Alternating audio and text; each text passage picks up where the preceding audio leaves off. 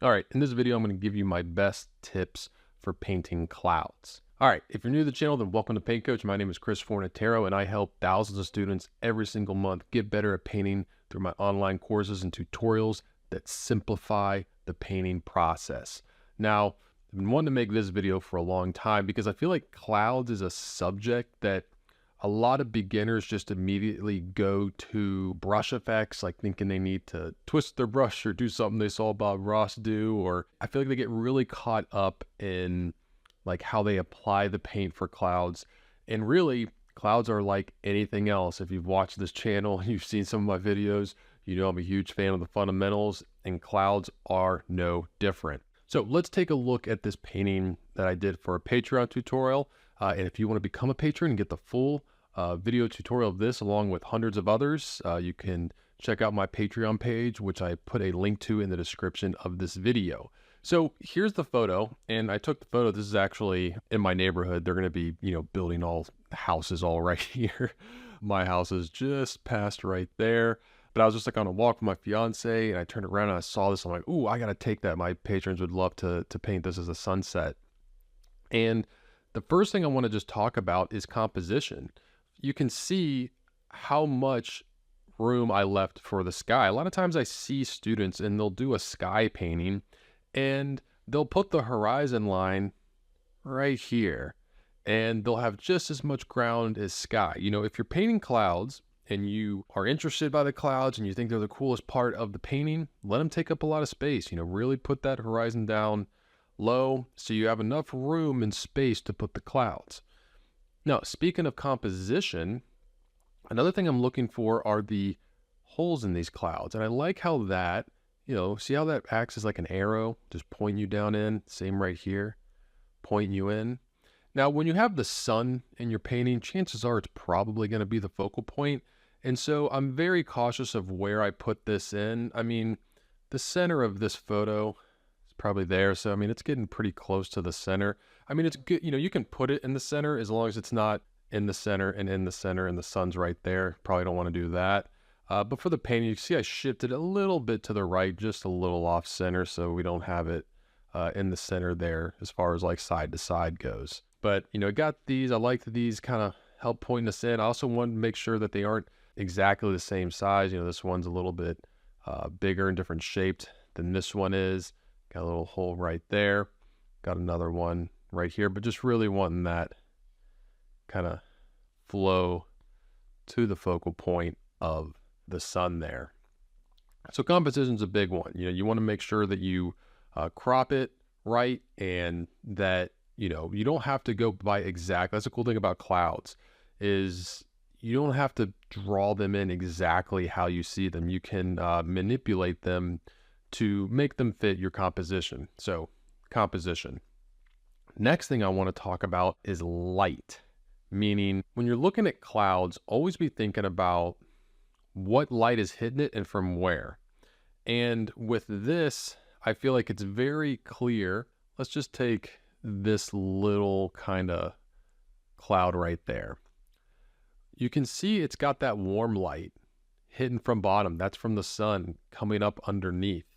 But then on the top, there's that cooler light, which is from the sky. Anytime the sky is going to produce like a cool light, it's going to be a bluish light on top. That's why a lot of times if you're painting a scene and it's like there's clouds and you're painting a part of the landscape that is in shadow from cloud cover, a lot of times you will see a cooler light on top of, the foliage or whatever it is that you're painting. So to kind of simplify this, like when I look at this cloud here, I'm just going to simplify the form. I see this kind of main gray as the dark main color. And then underneath is that from the sun. And on top, it's getting hit with that light. And see, just understanding that is going to help me if I want to change things or manipulate the clouds because I know how they're made up. Now, I did shift the colors. I kind of pushed the purple a little bit, made it a little more interesting, a little less gray here. But you can see in mine, I have this dark color. And then on top, any areas that I want to be facing upward are getting hit with that color. Anything that's facing downward getting hit with that color. And you can see even in the photo, the light, it gets a lot stronger as you get closer to the light source down there. So same thing with the sky here, like it's definitely lighter and bluer up here than say down here where it's still getting hit with that light. You know, even right there, if I zoom in, even this little area, you can see that dark right here, and then it gets a little lighter but also cooler, but underneath a little warmer and lighter from that. So always be aware of where the light is coming from. It's going to help you create that form. And that's really all you need. Color and value wise, you know, in these clouds, I pretty much have just three. I have that one, I have my cool from the sky, and then that warm one from the sun, which gets definitely a lot more vibrant and a lot warmer as it gets closer to the sun. And then down here, it's really, really, really orange. So when it comes to clouds, pay attention to the light and how that is hitting the cloud in the form. See, a lot of people, you know, coming back to what I was saying earlier, how people all about like, oh, like I got to dab my brush and I got to get like the texture of clouds. See, the texture of clouds, that's going to come to edges, which I'm going to talk about in just a second. But I feel like what's more important is the form. You know, when I'm looking at this cloud, at first I'm just thinking of it like big and blocky as I can. So I got that, and then like this is underneath. I'm trying to think of it very simply, and you'll see here as I kind of paint over this, kind of how much you can get away with and how much things can read when you have the right colors indicating the right light from the right direction. You know, this is a very blocky form, but it's still working. It's still, you're seeing that change in form. Like this area up here is facing upward. This is kind of facing towards us, and this is facing down. And it's once you kind of get in there and, you know, you do like the little things and, you know, maybe you have a little bit creep up like that, then it starts to really start to read. I mean, just doing that, it reads as the bottom part of the clouds. But let's talk about edges, because I feel like that's where a lot of people kind of focus on. They don't really realize they're thinking or looking about edges. You know, clouds, it's water vapor. It's not a solid object. So you're going to have a lot of soft edges. You know, just looking at the photo here, you know, these aren't hard, crisp edges. You can see in my painting, you know, it's not just blue and then cut straight to the dark of the cloud. I let the paint from the blue of the sky and the dark of the cloud blend together, like right here. You can see that here it's, you know, there's no clear sky here. You know, over here you can see it as well. Always be looking for that, even when you're putting on the light, like this orange light. I purposefully put this in with wet onto wet paint and let those brush strokes blend in a little bit to the cloud there. I'll talk in a minute and show you kind of progression photos of the painting and how I went about painting it. But, you know, always be thinking about that. Think about your brush pressure. Like this here, not a lot of brush pressure, whereas down here, good amount of brush pressure because I wanted it to be a stronger stroke and have that color and value be stronger right there. Up here, you can see a lot of soft brush work. Again, very soft up here. So just be thinking about your edges. You know, always think about what you're painting. Are you painting a cloud? Are you painting a barn where you're probably going to have harder edges? Always be thinking about that stuff. All right, now let's talk a little bit about perspective. Now, these clouds are obviously further away than these clouds right here. You know, perspective, everything's going back. And that's going to come into play when indicating kind of cloud formations. You know, this is kind of all connected, but we have these areas getting hit with the warm light, you know, here, and then here, and then here, and then here. Now, what you notice is the further you get to the horizon, the closer these distances get. They start stacking up on top of each other more. So this is important to know just to be able to see it better, Again, like if you need to move things or you need to change things a little bit, if you deviate from the photo, you're not completely lost because you know how perspective works. And things also get like more horizontal. You see how these are more at an angle, but as you get closer to the horizon, things flatten out more as well. So always be paying attention to that. And again, the spacing between clouds is going to be a lot closer up here, but as you get closer to the viewer, those spacing are going to become bigger. Same thing goes, with things on the ground. If you've ever seen me paint like bushes or something, like if there's more bushes here, they kind of get stacked and they get grouped together more and become just kind of bigger pieces the further you get away. Here I am doing a cloud demonstration. I'm talking about bushes. So light, perspective, edges, composition. Now let's go to the progression photos of the painting.